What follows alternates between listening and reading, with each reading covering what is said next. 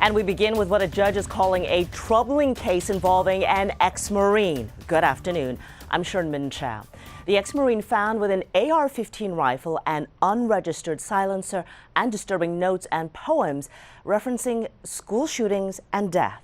I would note that this is, quite frankly, just the kind of case that everyone hopes that we find before something horrible happens.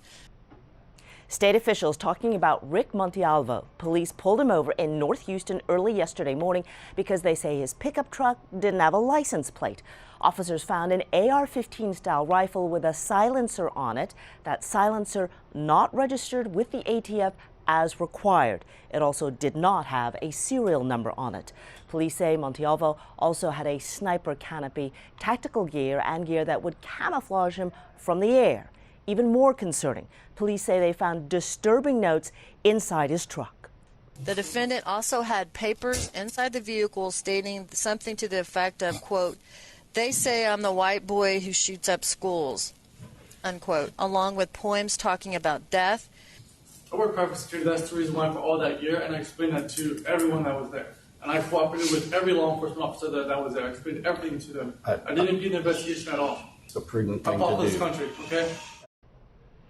That was Montalvo telling a judge that he fought for his country. State officials say he was a Marine for 5 years, serving down at Guantanamo Bay. State repeatedly saying he has, quote, an extensive mental history. Montalvo's attorney saying Montalvo is currently seeing a therapist. A judge set the bond at $200,000 on the charge of possessing a prohibited weapon. We, of course, will bring you new information on this case as it becomes available.